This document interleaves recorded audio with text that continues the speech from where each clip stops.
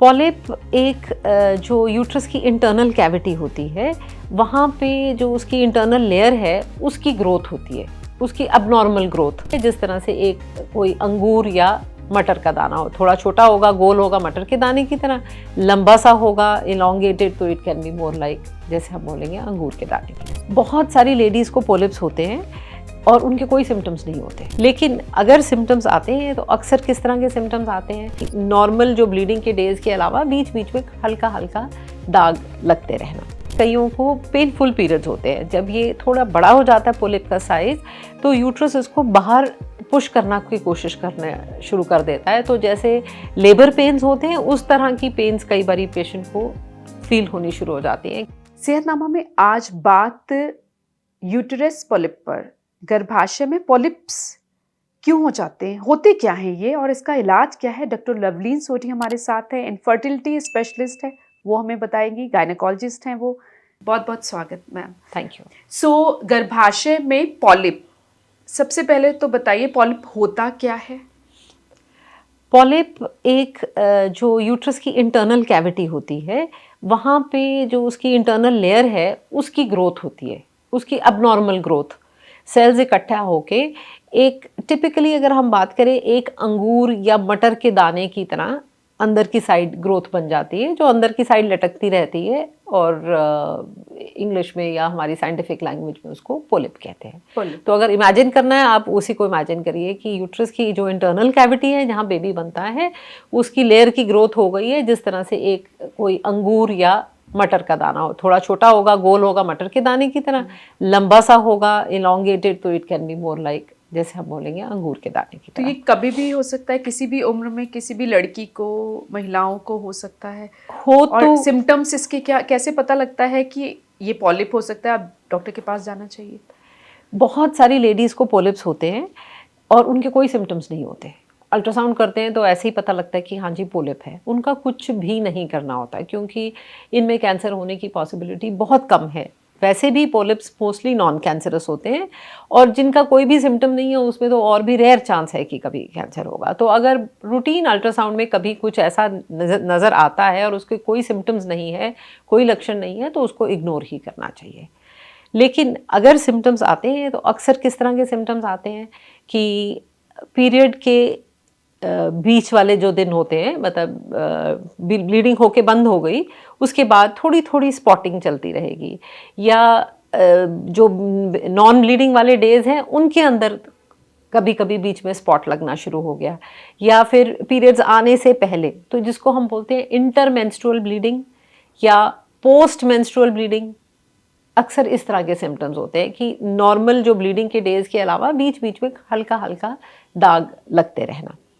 या फिर कईयों को पेनफुल पीरियड्स होते हैं। जब ये थोड़ा बड़ा हो जाता है पोलिप का साइज, तो यूट्रस इसको बाहर पुश करना की कोशिश करना शुरू कर देता है। तो जैसे लेबर पेन्स होते हैं उस तरह की पेन्स कई बार पेशेंट को फील होनी शुरू हो जाती हैं, क्योंकि यूट्रस उसको पोलिप को बाहर फेंकने की कोशिश कर रहा है। ठीक है ना? तो ये नॉर्मल डेज में पेन होता है यूजुअली या ये पीरियड्स में, माहवारी के टाइम? मोस्टली पीरियड्स में होता है, और पीरियड्स में हैवी पीरियड्स और पेनफुल पीरियड्स। जैसे जैसे इसका पोलिप का साइज बड़ा होता है तो ये सिम्टम्स आने शुरू हो जाते हैं कि हैवी ब्लीडिंग भी होगी और बहुत ज़्यादा पेन भी कई बार होगी। कभी कभी जो फाइब्रॉइड्स होते हैं, जो रसौलियाँ, वो भी अंदर की साइड ग्रो करते हैं जब यूट्रस के अंदर, और यूट्रस उनको पुश करता है तो वो काफ़ी बड़े बड़े पोलिप्स भी बन जाते हैं, तो जिनको कि हम लोग फाइब्रॉइड पोलिप बोलते हैं। तो उसमें फिर और भी ज़्यादा पेनफुल पीरियड्स और हैवी पीरियड्स के सिम्टम्स। और कभी कभी ऐसा होता है कि कंसीव करने में जब प्रॉब्लम आ रही होती है किसी लेडी को, तो फिर जब अल्ट्रासाउंड वगैरह किया जाता है तो फिर हमें नज़र आता है कि ये तो पोलिप है और शायद उसी के कारण कंसेप्शन नहीं हो रही। और एक बहुत इंटरेस्टिंग बात है, अल्ट्रासाउंड में भी पोलिप जो है नज़र आते हैं पीरियड्स आने के कुछ दिन बाद। जैसे जब पीरियड स्टार्ट हुआ, 3-4 दिन, 5 दिन ब्लीडिंग हुई और 5 दिन निकल गए, सो पीरियड शुरू होने से करीब 10-12 दिन के बाद ये पोलिप नज़र आएगा। उससे पहले के दिनों में भी कई बार नज़र नहीं आता, और बाद के दिनों में भी जब पीरियड्स बिल्कुल ड्यू हो जाते हैं तो नहीं नज़र आता। तो मिड साइकिल जो अल्ट्रासाउंड करते हैं उनमें ये क्लियर नहीं नज़र आते। और तो ऐसा अक्सर पेशेंट्स के साथ कई बार होता है कि वो एक सेंटर पे जाते हैं, कभी अल्ट्रासाउंड कराया इमीडिएटली आफ्टर द पीरियड या फिर पीरियड्स आने से जस्ट पहले, तो कोई पोलिप आइडेंटिफाई नहीं हुआ। किसी और जगह पे फिर से कभी अल्ट्रासाउंड हुआ, उसमें पोलिप आया, फिर तीसरी बारी अल्ट्रासाउंड किया, फिर पोलिप नहीं आया। क्योंकि ये जब पीरियड आता है, इनकी जो बाहर की लेयर है वो शेड हो जाती है, निकल जाती है, झड़ गई, बिल्कुल श्रिंक होके छोटे हो जाते हैं। इमीडिएटली आफ्टर पीरियड ये नजर ही नहीं आते, पर होते हैं ये, पर होते हैं। बाहर की लेयर शेड हो गई तो जो करीब 1 सेंटीमीटर का पोलिप है उसका साइज 3 मिलीमीटर या 2 मिलीमीटर रह जाएगा, वो नजर ही नहीं आएगा। फिर जब पीरियड्स आने से 10-12 दिन के बाद में क्लियरली नजर आना शुरू हो जाता है, और फिर अल्ट्रासाउंड में कुछ ऐसी चेंजेस होती हैं जिसके कारण जब अगला पीरियड ड्यू हो गया तो फिर ये नज़र ही नहीं आता है। तो यानी कि अगर माहवारी के टाइम ज़्यादा ब्लीडिंग हो रही है या दर्द ज़्यादा हो रहा है या प्रेगनेंसी ठहरने में दिक्कत जा रही, तो आपको ज़रूर डॉक्टर के पास जाना है। फिर डॉक्टर आपको सजेस्ट करेंगे कि कब आपको अपना यूट्रस का चेकअप कराना है। वो जब आपके पास तब आप बोलते हो कि आपको पीरियड्स के कितने दिन बाद 10-12 दिन बाद आना है, तब वो पता लगेगा कि पॉलिप है या नहीं। तो इन बातों का ध्यान रखना, ये बहुत अहम जानकारी थी। हाँ। कि आप एक सेंटर में गए, वो फिर डॉक्टर्स पे वो थोड़ा सा शक हो करने लगते हैं पेशेंट कि हाँ। उन्होंने तो बोला है नहीं, आप बोल रहे हैं पॉलिप है ना। तो इसको हम कह सकते हैं गायब होने वाली रसौली। हाँ। जो आ जाती है, गायब हो जाती है, लेकिन होती है, हाँ, रहती है। अब जब ये आपको नज़र आती है और प्रॉब्लम के साथ पेशेंट आ रहे हैं कि पीरियड्स ज़्यादा हैवी हो रहे हैं या दर्द हो रहा है या कंसीव नहीं कर पा रहे, तो आप चेक करते हो, और अगर पॉलिप्स हो तो फिर उसका ट्रीटमेंट क्या होता है? तो जैसे हम कह रहे थे कि कई बारी तो कोई सिम्टम नहीं होगा तो इसको जस्ट इग्नोर कर सकते हैं, उसका कोई वो नुकसान नहीं पहुंचाता, कोई नुकसान नहीं है, कैंसर का रेयर पॉसिबिलिटी है ना। लेकिन अगर किसी को हैवी पीरियड्स हो रहे हैं, पीरियड्स के बगैर बाकी के दिनों में जो बीच बीच में स्पॉट लगता है या पेनफुल पीरियड्स हो रहे हैं, तो इसको निकालना काफ़ी आसान रहता है। प्रोसीजर होता है हिस्टेरोस्कोपी। हिस्टेरोस्कोपी मतलब कि यूट्रस के अंदर देखना टेलीस्कोप से। तो इंस्ट्रूमेंट होता है जो हमारा टेलीस्कोप, वो यूट्रस के अंदर, जो यूट्रस की नेचुरल ओपनिंग है जहाँ से हमें पीरियड्स होते हैं या जहाँ से बेबी होता है, उसके थ्रू हिस्टेरोस्कोप दूरबीन अंदर जाती है, साथ ही में इंस्ट्रूमेंट होता है। तो जहाँ जहाँ से ये रसौली या जो पोलिप है अंदर अटैचमेंट है, उसको काट के और उसको रिमूव कर लेते हैं। तो 99% चांसेस ये हैं कि कोई टांका या कोई भी कटिंग स्टिचिंग कुछ भी नहीं होगा। एक माइनर प्रोसीजर की तरह ही है अगर छोटा पोलिप है। अगर बड़ा पोलिप है तो फिर हमें ज़्यादा कुछ कई बार 2 स्टेप प्रोसीजर्स करने पड़ते हैं, खास करके अगर फाइब्रॉइड है जो पोलिप का साइज़ पोलिप की शेप ले रहा है कि अंदर की साइड में प्रोट्रूड कर रहा है।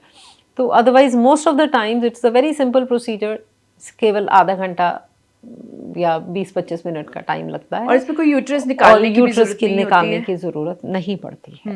तो इसकी कुछ बातों का ध्यान भी रखना पड़ता है, या अगर इसको अवॉइड किया जाए, नज़रअंदाज किया जाए, ये प्रॉब्लम जा रही है और डॉक्टर ने बता दिया है पॉलिप है और उसके बाद भी आप इलाज नहीं करा रहे, तो क्या नुकसान है?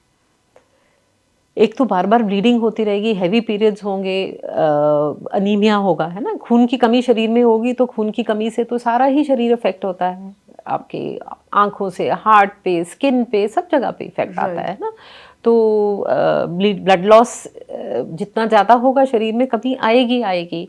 और जो लेडीज़ पीरियड, जिनका पीरियड्स बंद होने का टाइम हो रहा था, मेनोपॉज के आसपास का टाइम होता है, कई बारी उनके अंदर हाइपरप्लेजिया होता है कि जिसको हम कहते हैं कि प्री कैंसरस पोलिप होता है, बड़े लंबे टाइम से पड़ा है, उसको इग्नोर करते जा रहे हैं और उसके अंदर जो है प्री कैंसरस चेंजेस हो जाती है। तो उसको अगर उस समय फिर ना निकाला जाए तो बहुत स्लोली 10 साल के बाद, 15 साल के बाद कई बार उसके अंदर कैंसरस चेंजेस आ सकती है। पर वो रेयर चीज़ है और वो यूजुअली तब होता है जो लेडीज़ मेनोपॉज के आसपास की होती है या मेनोपॉज जिनको हो चुका है, उनमें जब हम पोलिप देखते हैं तो फिर हमें थोड़ा सा इस बात की चिंता रहती है कि इसके अंदर कोई कैंसरस चेंज ना हो।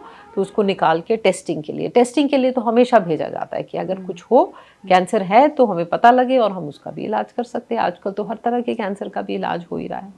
और कुछ ऐसी चीज़ की वो तो आपने बता दिया, सिम्टम्स हैं तो ज़रूर डॉक्टर के पास जाए, और कुछ बातों का ख्याल रखना है पोलिप हो तो?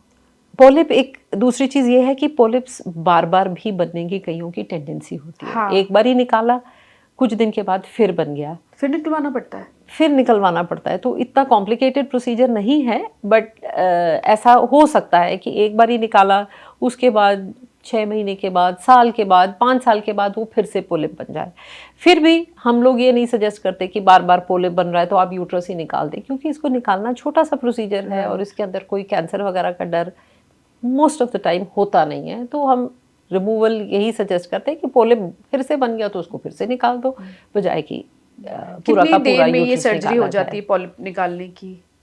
मोस्ट ऑफ द टाइम तो 15-20 मिनट का टाइम अच्छा। लगता है, और ज़्यादा आप देखिए कि बेहोशी का टाइम लगेगा, बेहोश करना है, प्रोसीजर के बाद बेहोशी से बाहर भी निकालना है, उसके बाद ऑब्जर्वेशन रहती है, तो तब भी पौने घंटे से ज़्यादा का प्रोसीजर नहीं होता और इसमें है। एडमिट नहीं करते आप पूरी कुछ रात के लिए घंटों नहीं, की कुछ घंटों एडमिशन, के लिए कुछ होती है। घंटों की एडमिशन होती है। बाकी प्रोसीजर एनेस्थीसिया में किया जाता है, तो दर्द वाली कोई बात नहीं है।